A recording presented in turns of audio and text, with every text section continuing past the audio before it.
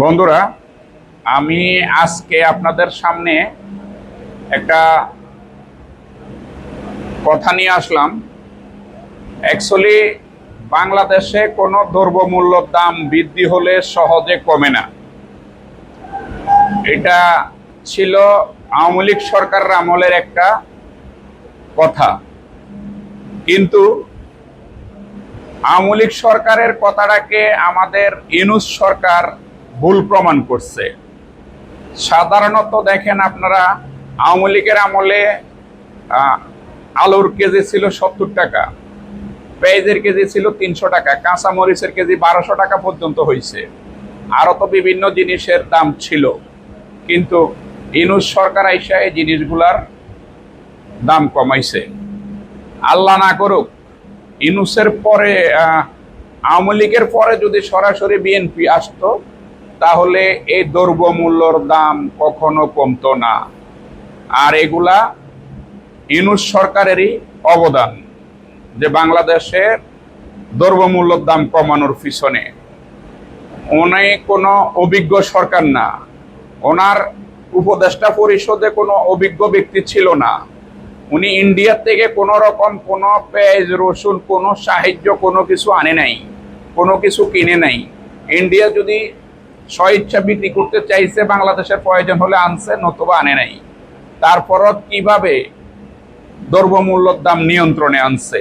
সাধারণ একটা ডিম আওয়ামী লীগ নিয়ন্ত্রণ করতে পারে নাই, ডক্টর ইউনূস নিয়ন্ত্রণ করছে। তার জন্য আমি ডক্টর ইউনূসকে ধন্যবাদ জানাই।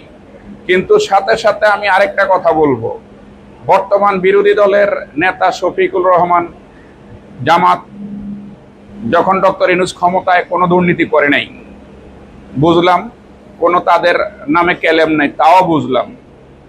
এনসিপি নতুন, তারা দুর্নীতির কিছুই বুঝে নাই।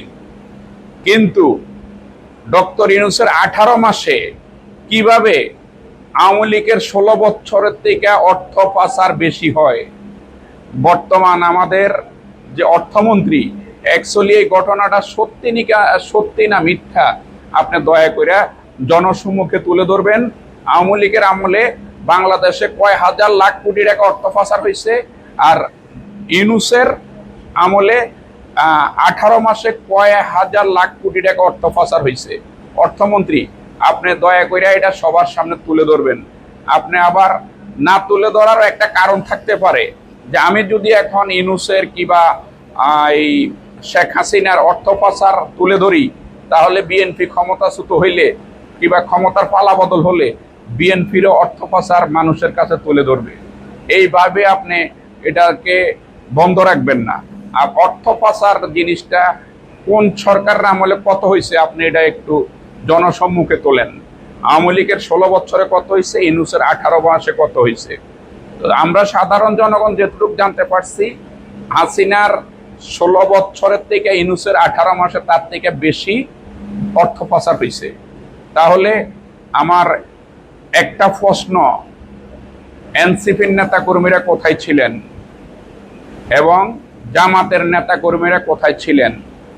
ইউনূসের আমলে তো এনসিপির কথায় দেশ চলতো, এনসিপির নেতা কর্মীদের কথা দেশ চলতো।